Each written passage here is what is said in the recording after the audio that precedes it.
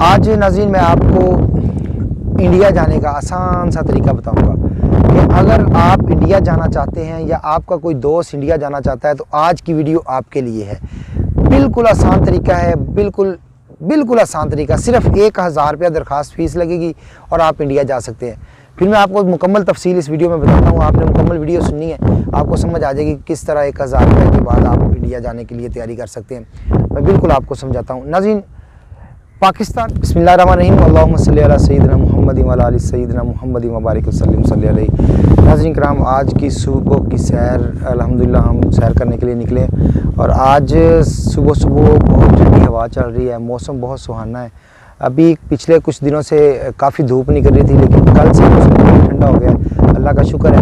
और फिर एहसास होने लगा कि अभी सर्दी गई नहीं है, वरना जितनी धूप निकल रही है ऐसा लग रहा था कि बस गर्मी आई और सर्दी ख़त्म।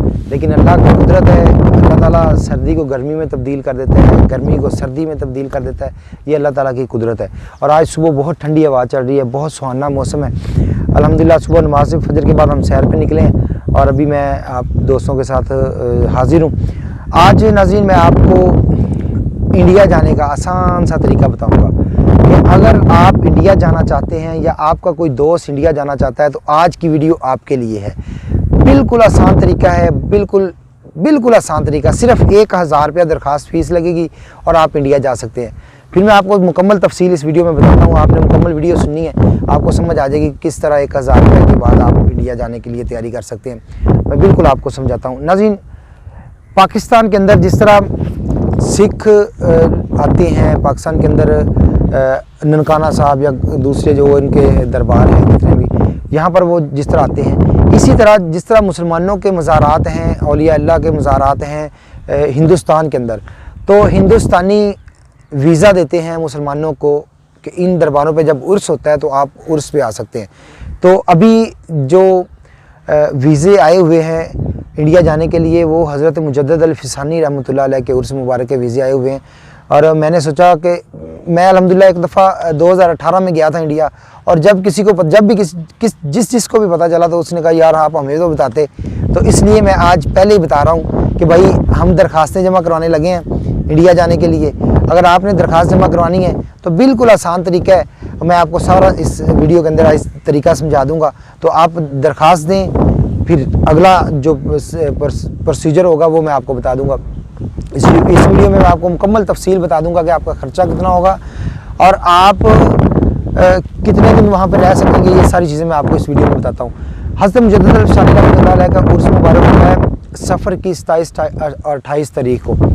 तो इनकी दरखास्तें तकरीबन 5-6 महीने पहले वो वजारत जो है वजारत मजहबी अमूर, वो पहले 5-6 महीने पहले आपसे दरखास्तें ले लेती है। और अभी मैं आपको बताऊं कि हज़रत मुजद्दद अल फ़िसानी रहमतुल्लाह अलैह के उर्स मुबारक की दरखास्तें जो जमा हो रही हैं ये 20 फरवरी से लेकर 29 फरवरी तक 9 दिन ये आपके पास मौजूद हैं। अगर आप इन दिनों के अंदर दरख्वास्त जमा करवाते हैं तो आप इंडिया जाने के अहल हो सकते हैं। अच्छा, उसके बाद होता क्या है, ये 200 बंदे का काफ़िला जाता है, 200 बंदा पूरे पाकिस्तान से जाता है। और उसमें ज़्यादातर लोगों को तो पता ही नहीं होता, लेकिन जो अहले मोहब्बत हैं जिन्होंने जाना होता है उनको पता होता है और वही दरख्वास्त जमा करवाते हैं। तो फिर आप दरख्वास्त देंगे, अगर 200 दरख्वास्त आई तो फिर 200 बंदे को वो भेज देंगे। अगर 200 से ज़्यादा दरख्वास्त हो जाती है, 300, 400, 500 या 2000 या 4000 दरख्वास्त पूरे पाकिस्तान से जमा हो जाती है, तो फिर उसका तरीकाकार ये होता है कि वो दरख्वास्तों की कुरानंदाज़ी करते हैं। और कुरानंदाज़ी के ज़रिए आपकी अगर दरख्वास्त निकल आती है तो फिर आप इंडिया जाने के अहल हो जाएंगे। आपको एक कॉल लेटर आ जाएगा कि आप अपने डॉक्यूमेंट्स, अपने सारे मतलब जो भी अगला प्रोसीजर है वो आपकी वेरिफिकेशन करेंगे, वो सारा कुछ करेंगे। अच्छा, इसमें अगर आपकी कुरानंदाज़ी में आपका नाम निकलाता है, उसके बाद फिर आपको लेटर आएगा कि आपको बताया जाएगा कि आपका नाम निकला है, आप अपने डॉक्यूमेंट्स भेजें। आपने अपने डॉक्यूमेंट्स भेजने होते हैं। फिर उसके महीने 1.5 महीने बाद आपकी पुलिस वेरिफिकेशन करवाई जाती है कि आप एक पाकिस्तान के अच्छे शहरी हैं, आप पे कोई FIR दर्ज तो नहीं है, आप किसी गलत काम में मुलव्वस तो नहीं है। इस तरह ये सारी वो पुलिस वेरिफिकेशन करेगी। जब पुलिस आपकी वेरिफिकेशन करके यानी कि डाटा वजारत को दे देगी, फिर उसके बाद अगला प्रोसीजर होगा कि आपसे फिर वो आप 2 महीने पहले, यानी कि जाने से तकरीबन 1.5-2 महीना पहले वो आपसे आपका पासपोर्ट, आईडी कार्ड की कापी और उसके बाद आपका जो फॉर्म वगैरह होगा वो, और साथ में पैसे।